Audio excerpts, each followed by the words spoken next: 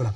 Et donc, Hollande est allé déshonorer la France, déshonorer sa fonction en commémorant le Veldiv. Maintenant, je vais rappeler ce qu'était le Veldiv. Le Veldiv, effectivement, c'est la police française qui, sous la pression allemande, il ne faut pas oublier que tout ça n'existait que parce que nous avons déclaré la guerre à l'Allemagne et que nous l'avons perdue, hein, effectivement, qui, par la police française, rafle quelques milliers de juifs dans un vélodrome qui s'appelle le Veldiv.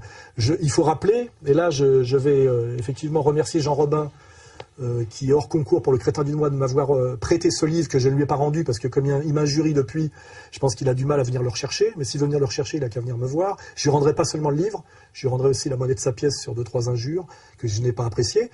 Il ne faut pas oublier qu'il n'y a pas seulement l'État français qui a collaboré à travers sa police. Et là, je citerai Bardèche. Quand on fait une guerre à l'Allemagne, on la perd, on signe une armistice, il y a une continuité administrative qui fait qu'on vit sous le joug du vainqueur et qu'il faut bien imaginer que dans un pays de 40 millions d'habitants, tout le monde ne va pas partir à la nage à Londres. Donc de toute façon, il était logique que la police française fasse son boulot de collabo comme elle le fait aujourd'hui quand elle vient m'arrêter. Vous voyez, elle fait son boulot de collabo parce qu'elle n'a pas le choix, c'est le principe de la soumission administrative, de l'obéissance aux ordres, etc. Hein. Donc de ce point de vue-là, je suis assez d'accord avec M. Prasquier. La République française, effectivement, c'était la République de Pétain. Mais il y en avait aussi une autre, et on a décidé que la bonne, c'était celle de De Gaulle, parce que ça permet la réconciliation nationale, ça permet la continuation du roman national positif, ça permet effectivement que tous les types de banlieues ne haïssent pas les Français de souche en les traitant seulement de lâches et de collabos, ça n'avait que des effets positifs. Et c'était surtout négocié après-guerre, puisque on a blanchi effectivement la France grâce à De Gaulle, mais on a aussi blanchi tous les juifs de la collaboration de l'UGIF. L'UGIF est l'ancêtre direct du CRIF, qui eux-mêmes ont fourni la liste des gens qu'il fallait aller rafler, car je rappelle que le consensus pétainiste, c'était nous sauvons les juifs de France avec la collaboration des institutions juives françaises, et nous rendons à la puissance occupante les juifs issus du Reich allemand, qui sont les juifs polonais, les juifs tchèques et les juifs allemands réfugiés en France, qui sont d'ailleurs comme par hasard le père de tous les juifs haineux d'aujourd'hui, c'est-à-dire Finkielkraut, etc., d'où la phrase « la France mérite notre haine », etc. C'est-à-dire que les juifs français ont collaboré aussi, au niveau de les instances représentatives, au Veldiv. C'est-à-dire qu'ils ont dit on se débarrasse des juifs étrangers pour se sauver nous, juifs de France. Et c'était le consensus de la Révolution nationale de Pétain, c'est-à-dire à l'Allemagne, vous prenez les juifs ressortissants du Reich, qui sont des sans-papiers, c'est-à-dire des clandestins, et des ennemis du Reich, ou des gens qui sont dépendants du Reich au sens administratif et militaire et policier, mais vous ne touchez pas aux juifs français. C'était ça le deal, ce qu'on cache systématiquement. Et la rafle du Veldiv se fait avec la collaboration des institutions juives représentatives de l'époque, qui est l'UGIF, qui, je le répète, est l'ancêtre du CRIF. Hein, il faut le savoir. Hein, voilà.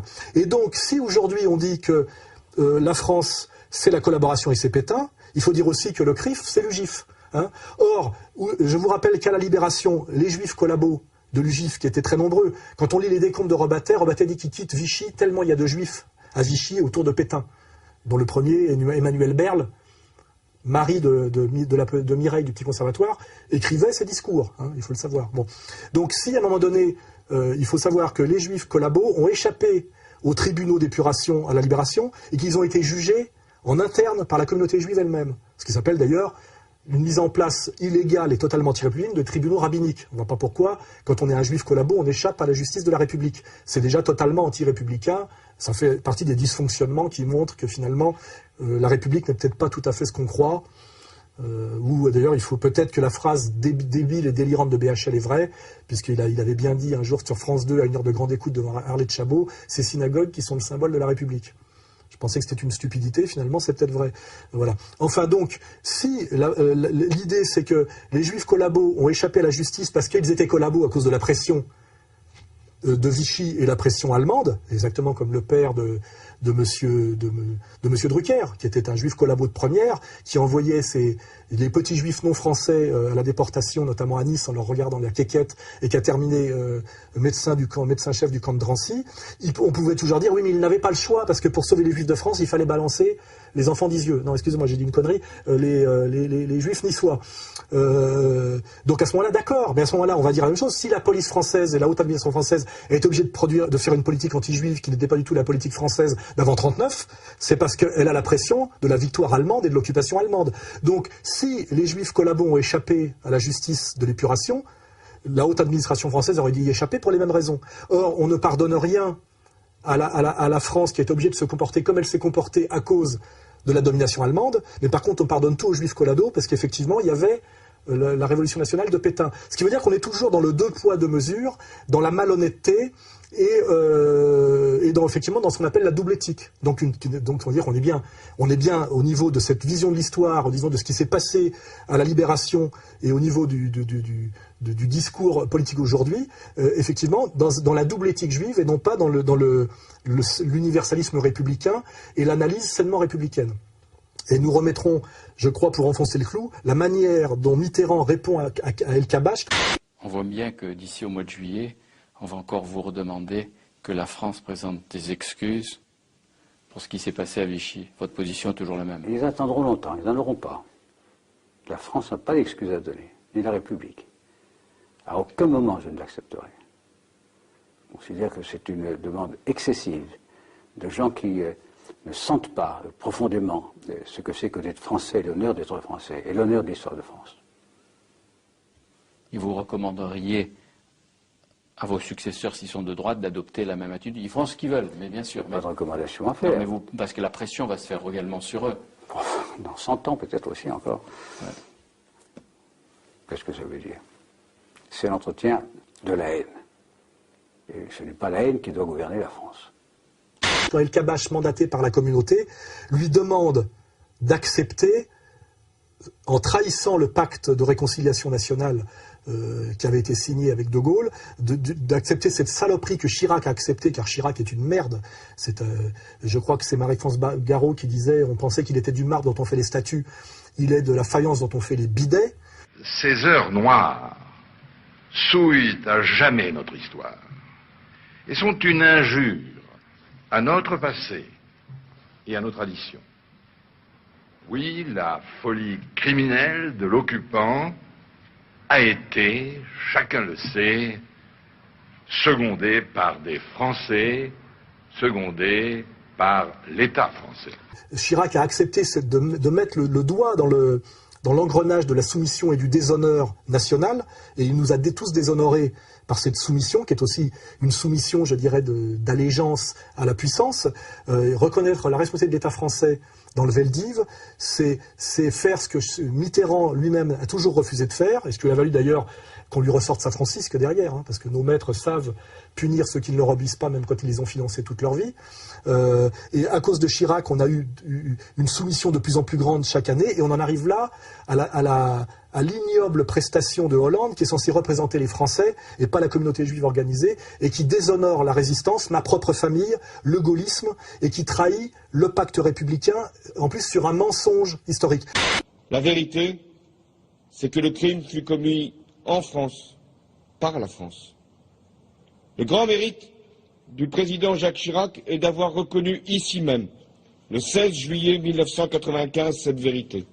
Donc je dis, si on doit condamner la haute administration française, la police française et le peuple de France tout entier, ce qui est d'ailleurs du tribalisme, puisque c'est la responsabilité collective et héréditaire, ce qui n'existe pas dans la vision helléno-chrétienne, qui est l'individu et le pardon. Hein. C'est-à-dire, là, on est dans le tribalisme juif intégralement. Hein. C'est-à-dire ni pardon ni oubli, responsabilité collective et transmissible. C'est ce qui définit le tribalisme, la responsabilité collective et transmissible. C'est-à-dire, je tue ton cousin parce que toi, t'as tué quelqu'un, et je tue les gosses parce que les parents ont fait quelque chose. Dans le monde de l'universalisme républicain, il n'y a que la responsabilité individuelle.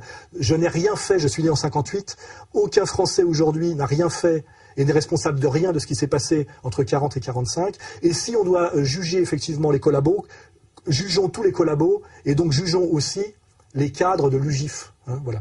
Or, personne ne vous parle jamais de l'UGIF, c'est pour ça que moi je vais montrer ce livre de Maurice Rafchus, qui a écrit sur l'UGIF, c'est-à-dire sur les juifs français collabos, parce que lui, ses deux parents, c'est un juif d'origine de l'Est, ses deux parents ont été assassinés à cause de la collaboration des juifs collabos. Et il faut savoir que ce livre que m'a prêté Jean Robin, je le remercie, a été édité une seule fois, il n'a jamais été réédité. L'éditeur qui a eu le courage de l'éditer a subi un attentat à la bombe, il faut le savoir. Hein, c'est-à-dire qu'il y a une communauté qui sait se faire respecter et sait faire respecter la loi du silence avec des principes de type mafieux, ultra-violents, il faut bien le rappeler. Hein. Violence que je subis, que Dieudonné a subi, que subissent tous les gens qui essaient de faire passer un peu de vérité. Et j'ai rencontré moi-même Maurice Ravchus en 2004, et il m'a dit, nous avons un point commun, c'est que nous avons tous les deux été ratonnés par la LDJ. Donc là, je rappelle bien que dans la communauté, certains juifs de vérité qui vont contre les intérêts supérieurs des élites communautaires se font châtier exactement comme les goïs, exactement comme dans la mafia, un cadre de la mafia qui à un moment donné joue contre les intérêts de la mafia ou essaye de s'émanciper ou de sortir de cette logique communautaire se fait persécuter, voire assassiner. Et ce pauvre Maurice Ravchus, pour avoir essayé de faire savoir qu'il y avait toute une histoire des juifs collabos, s'est fait ratonner par la LDJ.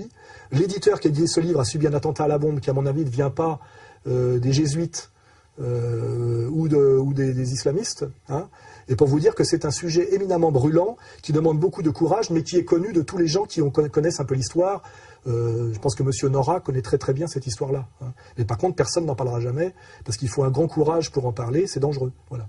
Mais voilà, pour finir sur le Veldiv, je veux bien la responsabilité, le procès de la collaboration, mais jusqu'au bout. Ou alors, on respecte le pacte de réconciliation nationale, on arrête d'humilier le peuple français avec ça, alors que ça s'est passé il y a plus de 60 ans, qu'on est dans une période de chômage de masse, qu'il y a de gros problèmes à régler, et qu'il y en a plein le cul de demander pardon pour des choses que nous n'avons pas commises, pour des fautes que nous n'avons pas commises. Voilà.